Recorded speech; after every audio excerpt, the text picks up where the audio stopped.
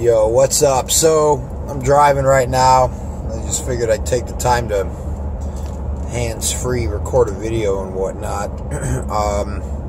There's a lot of crazy stuff going on out there right now, which, if somehow you stumbled upon this due to the title of the tags, you're probably paying attention to it. I'm not, maybe I'll say a couple of things that you haven't heard before, but I'm not saying anything crazy here when it comes to, what the hell's going on in politics in the United States right now, but with the United States probably makes a little bit more sense.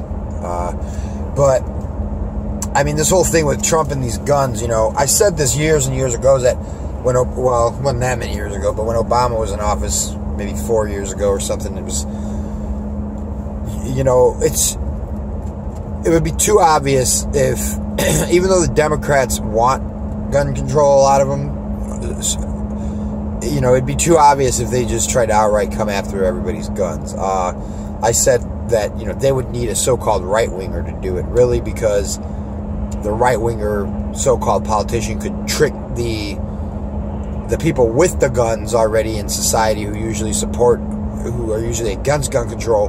They can use certain propaganda to get people to go that way. And then as soon as Trump started talking about his border wall and the Muslim stuff and the immigration ban and all this nonsense that he's talking about, I was like, okay, now they're kind of going that way because, they could use that propaganda to trick people into thinking that people who live in the so-called United States are potential threats. So at that point, the so-called citizens become, like, in a sense, a self-policing police state.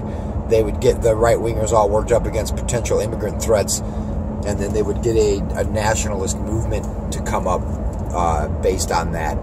And then that way, the state, with the so-called right-winger at the head of the state, can implement a type of gun control that, obviously the nationalists that run around taking, like, the Muslims' guns or something, let's say it gets so crazy to where they're trying to deport all the Muslims. They ban the Muslims, they deport all the Muslims, and then the Mexicans, so-called illegals, and they got ICE breaking into people's houses about citizenship and all this, so they could get them to support a type of gun control, just not against them so much. But now, to be fair, I haven't seen too many people, like, on Facebook and on the street and stuff like that. They don't support what Trump said about the whole Second Amendment thing. Take guns first and then worry about, or not the Second Amendment, excuse me, but due process. Take guns, then worry about due process later. I haven't seen a lot of so-called common folks supporting that, which is good, but a lot of them are just kind of in a potential state of denial. They're like Alex Jones said, he's playing them by doing this, and it's just like, that I guess that doesn't really make much sense. What are you going to try to, sneak something into a bill, like allow them a little bit of gun control, so-called, and then sneak something else in the bill, or, I don't know what he's trying to say he's doing there, but, these people better hope so. They better hope that he's playing that silly 4D chess or whatever, because, the things he's saying are insane. And any person in their right mind can see that. The Democrats, the interesting thing about all this, and like, here's what I'm saying, nothing revolutionary. I'm not the first one to post a video about this, I'm sure. Though, I've been saying it since it happened, is that, the Democrats are now calling for somebody that they call a Nazi to, have something to do with controlling what kind of guns they own. And a lot of them are calling for an assault rifle ban. When you talk to, a more level-headed Democrat, which I know a lot of people might think that there isn't such thing, but there are level-headed Democrats out there, and there are Democrats that don't want to ban assault rifles, and even they're kind of like, don't know what to say about, all they say is, we're not advocating for an assault rifle ban, but a lot of them are, and they're like, well, that's too crazy and whatnot. So it's like, okay, at least there's that. So in a lot of ways, even though Democrats are heavily anti-gun and heavily, honestly, are anti-Second Amendment, even though they say they're not, they just really don't understand what the hell they're talking about, but they're at least not that insane, so, I don't know, there's a lot of crazy stuff going on out there these days, and but it's interesting to me that Democrats they, just 2 months ago, they're calling this dude a Nazi, and like a legitimate Nazi too, not like they're using it as hyperbole. And the thing is that they're right. He is a Nazi. He is a nationalist socialist, and he does use all the same type of propaganda as Hitler does or did and whatnot when it comes to, just replace Mexican with Jews, and it's basically the same thing, or illegal aliens with Jews, and it's basically the same propaganda. It's nationalist propaganda. And in that sense, he is a nationalist, and in the sense that he supports tariffs and this mercantilist type thinking and protectionism that makes him a nationalist socialist. But now it's just absurd for a Democrat to say, they're falling right into this dude's trap, right into these people's trap. They say he's a Nazi, and then they want him to control our guns and stuff. And the more insane Democrats want him to outright ban guns and stuff. And, or they want Congress to, and then have him sign off on it, obviously. So, that's just totally insane. Why would they, I can't be asking you if you're not one of them, why would they do that? Obviously, you say the same thing as me, probably, they're nuts, which basically is it. But why are they nuts? What is it actually that they see or believe, or that they're not, that a so-called conservative can understand that a Democrat isn't? But the thing is, a conservative believes a lot of the same stuff at the root of it all. Just, there's a lot more nuance in between how they view it and the path that they take to what is essentially the same thing, which is a controlling monopoly on force. But, like, the whole thing about government, this is like the delusion of government, is that it's different when you use violence to control people who haven't hurt anyone if you have some process involved with it. The process is really honestly irrelevant, but they believe, they take as a given. Sorry, these people are driving like crazy up here. Like, honestly, the process is irrelevant. People could say, and anarchists and libertarians say, well, change your right if you vote. And, they'll say, oh, the voting doesn't change your rights. Yeah, that's true. But it's honestly, even in the statist mind, the process doesn't matter. Authority is taken as a given. Authority, by nature of the concept, does not need a ritual or a process or a vote to go along with it. Authority is considered inherently legitimate. That's basically what the word means, or implies anyway. It means the right to rule, which implies inherently legitimate. And so the Democrat, what they're not seeing is that they're advocating violence against people who have not done violence to anyone else. Like, just by, like, a person who advocates an assault rifle ban, just by owning a gun, not threatening anyone, not ever hurting anyone or whatever, they want the government to come. Well, honestly, I don't think they think this out very thoroughly. Because if they did, they realize that it's insane. But so they want the government to use the threat of violence upon people just for owning a gun. So obviously, in their mind, they're viewing that violence as legitimate. Because I don't think that Democrats are bad people, and it's not that it is that they're bad people. The problem is that they're too good. Not really. That's a joke, but you can't be too good, right? You can maybe be. Well, that's neither here nor there. It was a joke, a piece of rhetoric. It was a joke, but they believe that the violence in the state is justified regardless. So they don't think that they're doing something immoral when they do that, obviously. They think it's justified because they think it is immoral to have the gun. Even if they don't, though, this is actually the whole problem of government, is they think that even if it isn't immoral to own the gun, if government calls it illegal, it's moral for government to do violence to someone who's doing something that they also admit is not immoral. So, and you can see that, like, with drug laws. Everybody who believes in government thinks that the violence of the government is justified to put people in cages for pot, even if they think it should be legal. Because the thing is they could say, and they could kind of understand, obviously, that there's a difference between morality and legality. But the thing is, if you are not outright calling and recognizing the action of putting someone in a cage for smoking weed as terrorism outright, no different if anyone did it, then you still believe that the violence of the state is justified because you're not viewing it for what it actually is, which is illegitimate violence. And so that's the whole thing. They'll say, well, I think drugs should be legal. But if, you know, well, and then I'll say, but it's terrorism. It doesn't matter if they call it legal. It doesn't matter if anybody votes. Doing violence to someone for growing weed in their house is terrorism, is violence, is immoral and whatnot.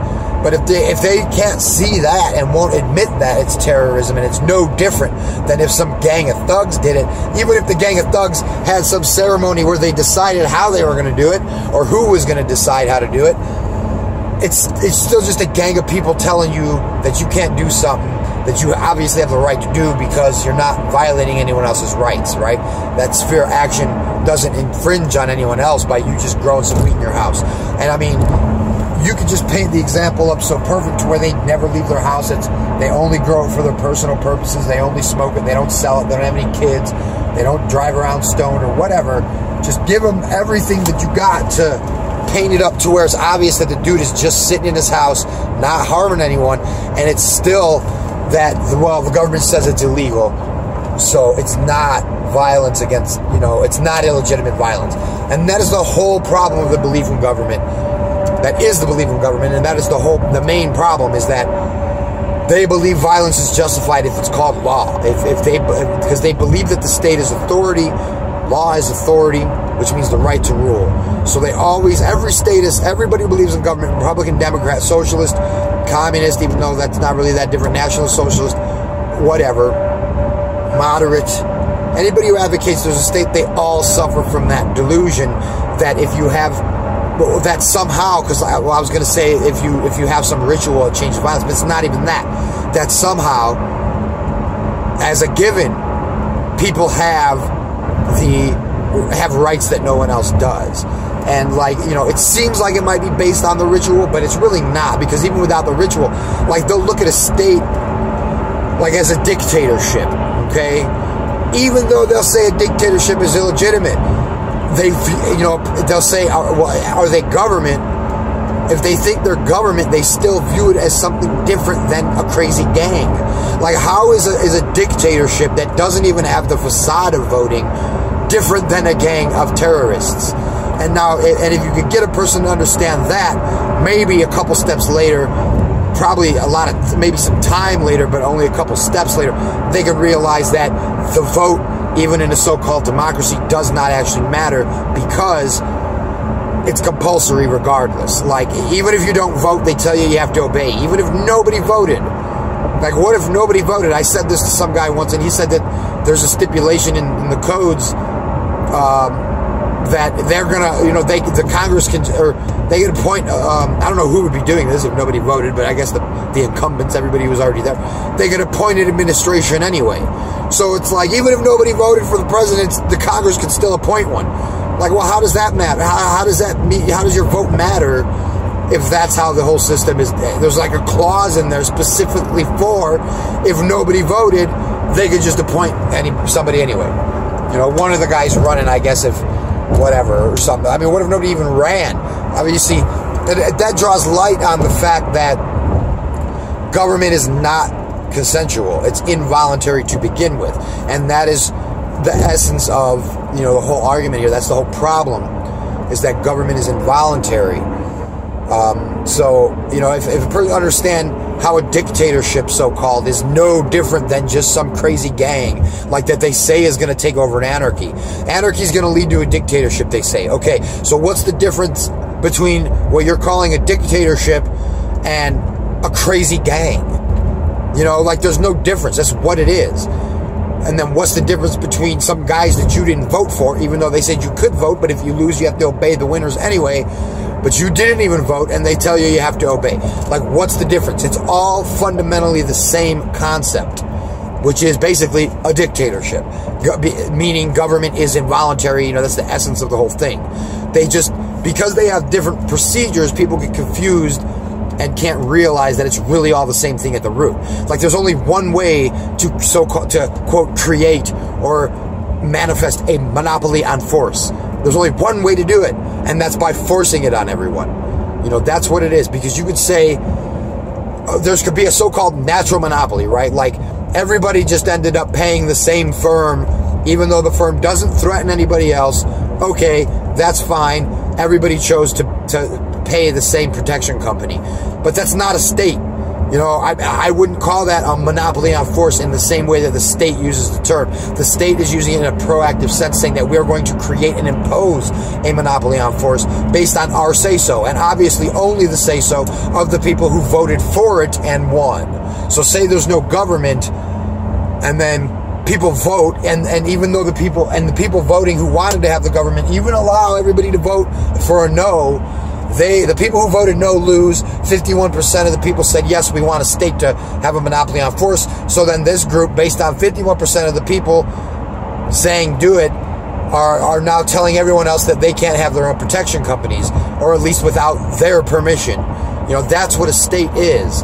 So if everybody just, if a group said, do you want to pay us for protection, and never said, on top of that, if 51% of the people in this area become our customers, we're going to tell everybody else that you have to pay us. You know, that's what a state is. So if nobody ever did that, that's not really a so-called monopoly on force, because it's always open to competition, even though it might be a, quote, natural monopoly in the sense that nobody else buys protection from anyone else, you know. So that's just a lot of different crazy rants I'm throwing out there right now. Started on Trump and the Democrats and their ludicrous beliefs about wanting a Nazi to disarm them, basically, to just the whole concept and general delusion of government. But yeah, you know, that's crazy. You know, abolish the state. I'll end it there. Peace.